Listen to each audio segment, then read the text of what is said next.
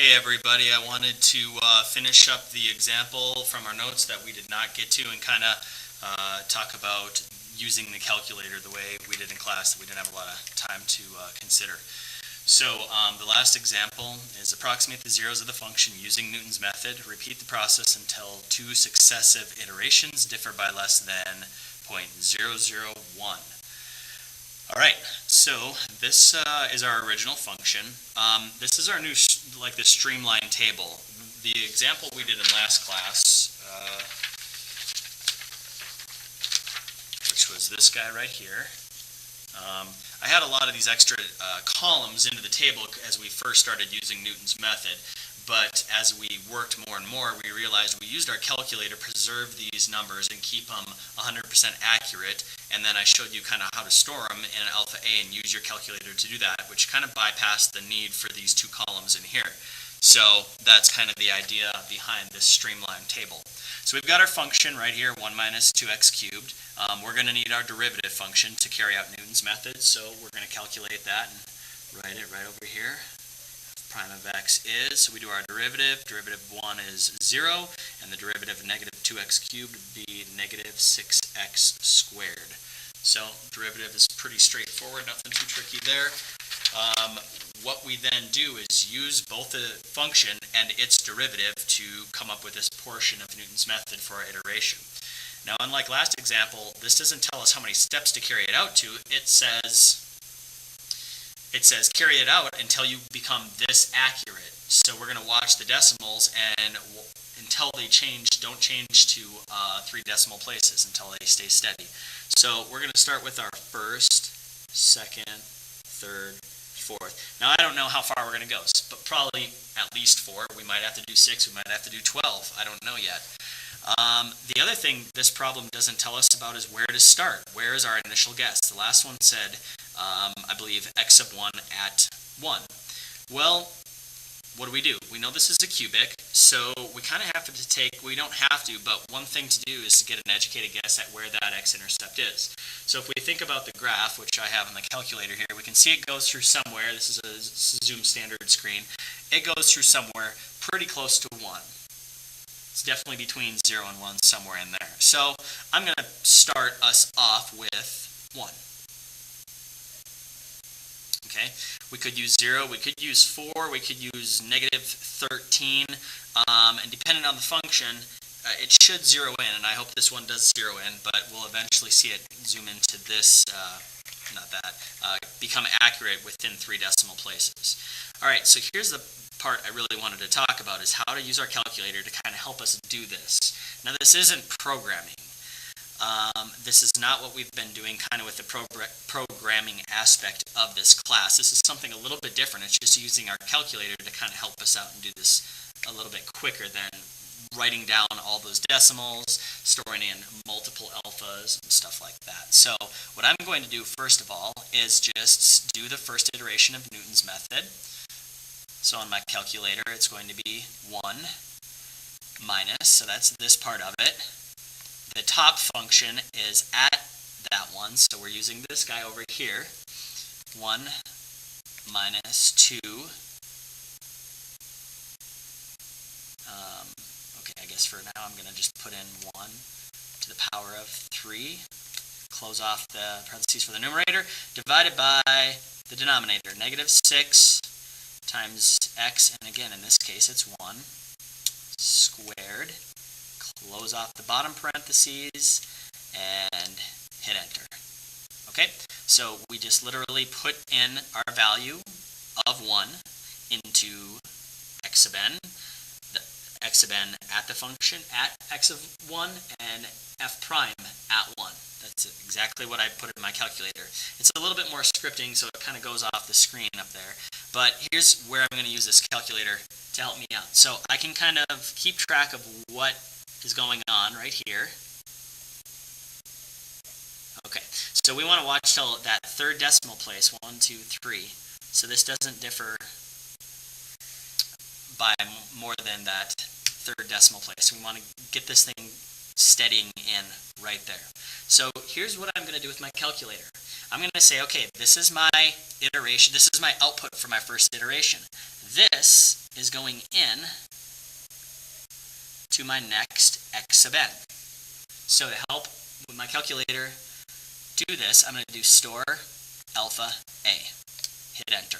Okay, my calculator now thinks that value is alpha a, which it is.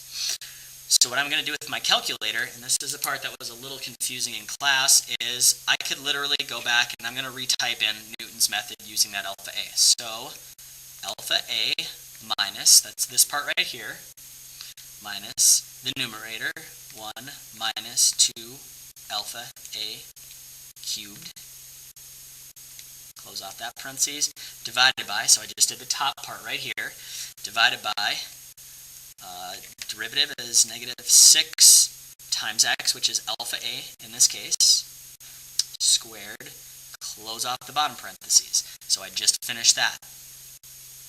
If I hit enter,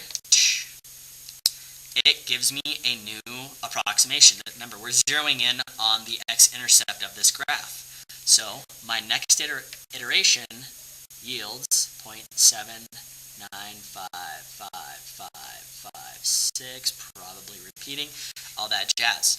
So we obviously are not within 3 decimal places from this iteration of that, so we're going to have to keep going. But here's the thing I want to show you in your calculator. Again, I'm going to take that output and store it as alpha a. Why do I keep using a? I'm going to show you right here why I keep using a. Move this up on off to the side and get out of the glare. Okay, so on my calculator, this is why I wanted it up here. On my calculator, which is kind of an older operating system, I can recall prompts from above. Your guys' actually, I can go up, like here. You can go up and select prompts from above. I just realized I can do that, yay. So what I want to recall, now that I've stored alpha a as this new output, I want to press enter, and that recalls that line of scripting down here to the most modern, or the most recent prompt, okay? And now it's saying, okay, well, now what do I do? I've stored alpha a as my new iteration process, or sorry, my new output from the iteration. So this thing is going to say, okay, I'm going to use the a that you just stored in your calculator for a. So I'm going to hit enter, and hopefully I get out something slightly different, which I did, which shows you that this a is now a different thing than it was earlier, than what I stored in alpha a originally. And I know that because my number just changed. So I'm going to write that down. We've got to move my calculator out of the way here. 0.793704. Okay, and now again I'm watching for 1, 2, 3. Did this decimal place change? It did. So I'm going to get a little more accurate even still. Now, get to use my calculator again. I'm going to store my new output as alpha a.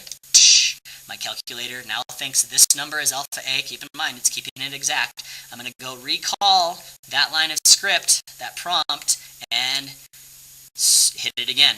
And we can see it changed a little bit from the last answer, but it's changing less and less. What that means is this thing is zeroing in on that x-intercept. That's because we're getting more, we can tell that because we're getting more and more accurate. More and more decimal places aren't changing. So my next part is 0.793700, yada yada yada. And even though out here it's not matching, I've answered this question by less than 3 decimal places because that decimal place stayed the same from that iteration to there. So it took us, coincidentally, I did not know this was going to happen, 4 iterations of this process to answer this. Now, would it have changed if we started at a different x value?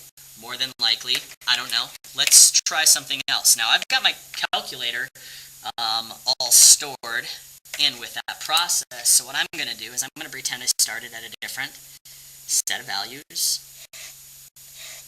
So 1, 2, 3, 4, 5, and I'm going to start us off at, let's say, -2. Let's see what happens. So I'm going to clear all this jazz. It doesn't matter. I'm going to put -2, and I'm going to store that in for alpha a. Now, my calculator already has this part memorized from that prompt. and I don't know if I just got rid of it. Oh, I can go back up. So I've just recently put -2 in for alpha A. So let me recall that script, hit enter. Okay, now I'm getting different numbers than my first iteration over here. That's because we're working somewhere slightly different. All right, so we get an output of that. I'm going to store that. Alpha A, boom. Go back up, grab that script, recall, and go. And now I'm just kind of watching. This went from -1.2916 to now it's here. So repeat, store that in our new alpha A, go call that line of script up, and I can just kind of watch these two numbers now that I've got this process kind of down.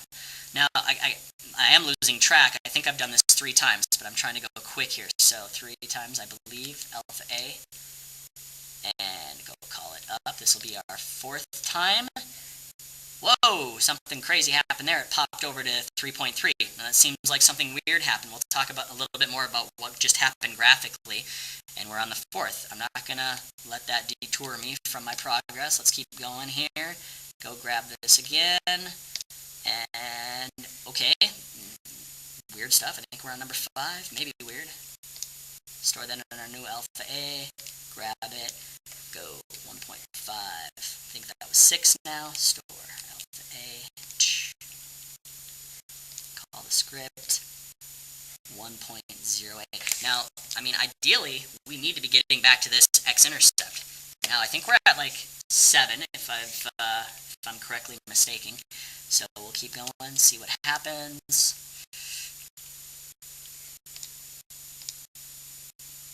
.86. That's looking a bit better. I'm feeling a little bit better about this. I was a little nervous there. Not really, but you may have felt nervous. I know you guys are freaking out at home. Oh, that's looking a little bit better. Let's store that alpha A. I've completely lost track of how many times we've done this, by the way. I don't know. We'll say a baker's dozen. Alrighty, now we're getting close, and in fact, we're matching what we found over here. So let me do this one more time and just kind of convince everybody, because I know you guys are all skeptical. Okay, it's starting to settle down to that same 0 we found over here. So, in this, not only hopefully did I help you figure out the calculator part, but I showed you what's the difference of starting with something close versus something not so close to the x-intercept of where we already knew it to be crossing. Our first one, we started at 1, which is over here, and it rode the graph in, and it got there fairly quick. -2, we went up here and rode that graph, I don't know, crazy. It's kind of hard to do on my graphing calculator, but that's kind of the idea. Could we have picked 100? Maybe. I'm not going to try that, though. It may have got us there quick, but it may take us 100 iterations. But the good news is your calculator loves that.